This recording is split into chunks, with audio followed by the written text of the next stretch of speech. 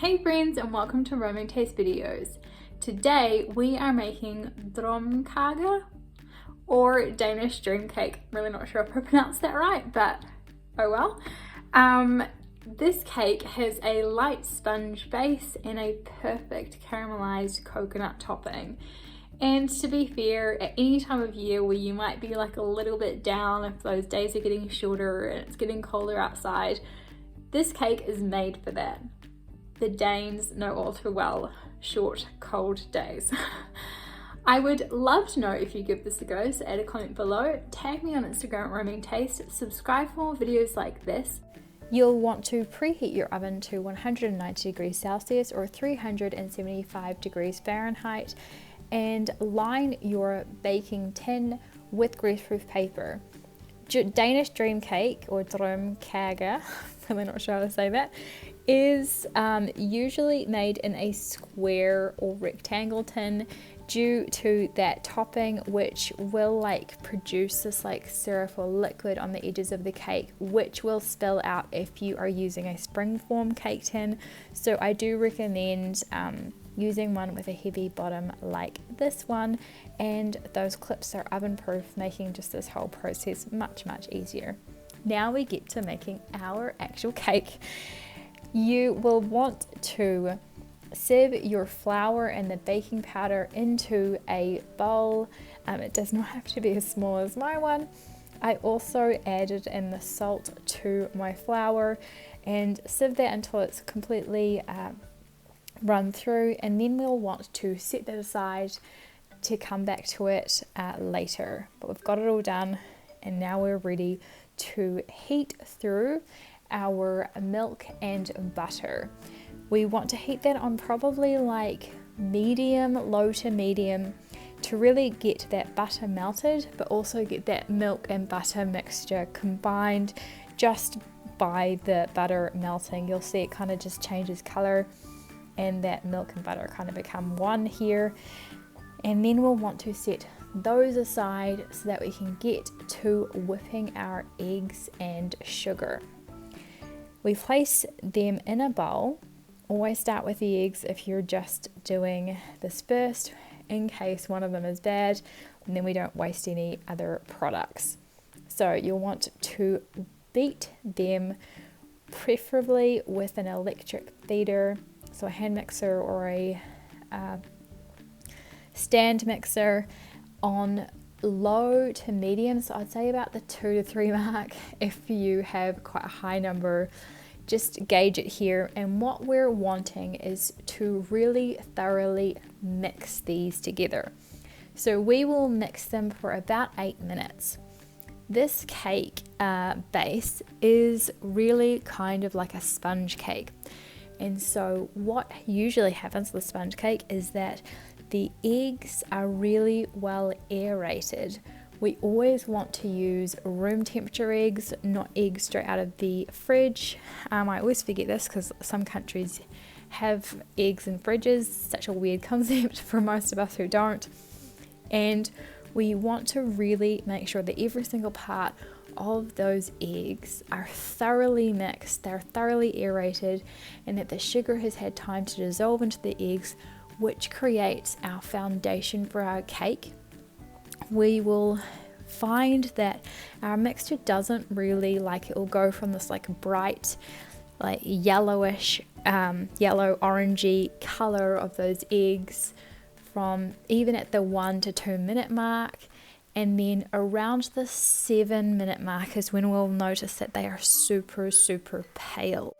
You'll also notice that there'll probably be marks around the edges of your bowl where the eggs that were whipped initially, they had a clear residue that they left. And then as you continue to beat them, this thicker texture that you have in your eggs now is forming a much heftier mark on the edges of your bowl. And you can see the clear difference, as well as the mark still being left as you're mixing it through. That means that it's not been over whipped there. Next, we'll want to add in our vanilla extract and seeds. I did not have a large vanilla pod here, I only had a little one, so I scraped what I could out and subbed in an extra teaspoon of whole vanilla extract. We really want this to have like a nice strong vanilla flavor here. If you don't have vanilla seeds, just use 2 teaspoons of vanilla extract. Now we form our cake batter. So we want to add in half of our sifted flour mix. And what you'll notice is you'll want to fold. So be very careful and methodical. I've sped this up, but what you'll notice is that there are pockets that will form in and underneath that egg mixture. We do not want to lose any of that hefty egg that we have whipped, but we also want to make sure that our mixture is as incorporated as possible so it's not like lumpy. And then we'll want to add in half of that milk and butter mixture and incorporate that.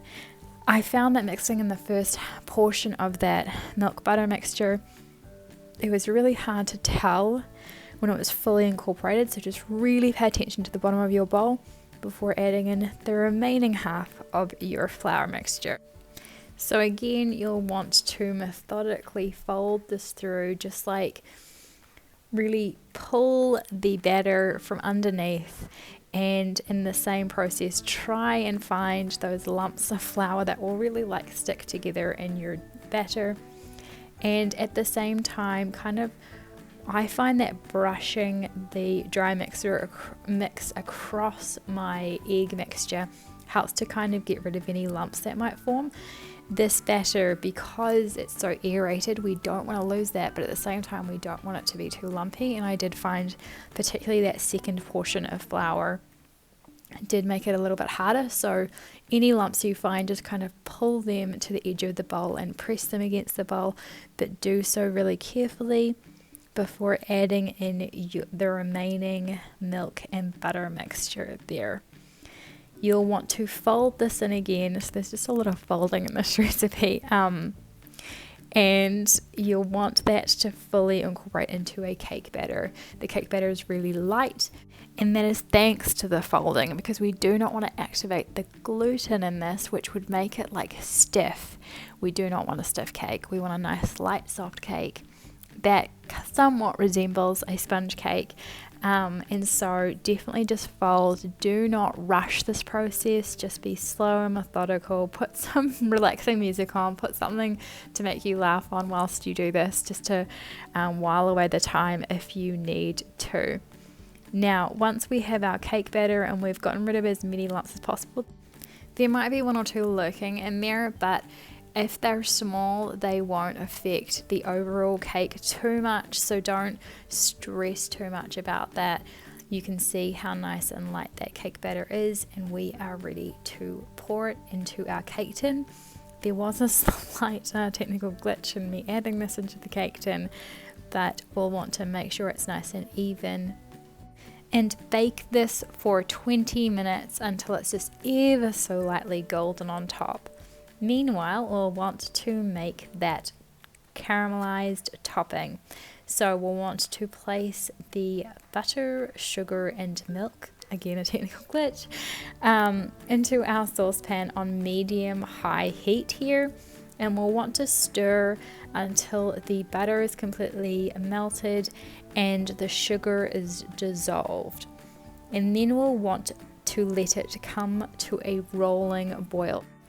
So we'll go from stirring it to putting that spoon aside, and you'll see here that the boil will come from the edges of our sugar and then work its way into the center, and we'll want that to boil for approximately like a minute before we remove it from the heat. Add in the coconut, return it to the heat, and let that cook until it's just ever so you can just see little bubbles on the edges of the surface there. And we can remove that from the heat, and we're ready to put it on top of our cake. We see our cake is now out of the oven, and a skewer when inserted comes out clean. This isn't a super high cake, obviously it doesn't have a lot in it, so we'll want to add in that topping, which is just like, might just be the best part of the whole cake in my opinion. It will be like quite firm and sticky. So the easiest thing to do is I smoothed it out with the back of a spoon because I love that idea, but an offset spatula definitely is more helpful to get this as even as possible because we will not be baking this much longer. So we'll want to even it out as much as possible with an offset spatula.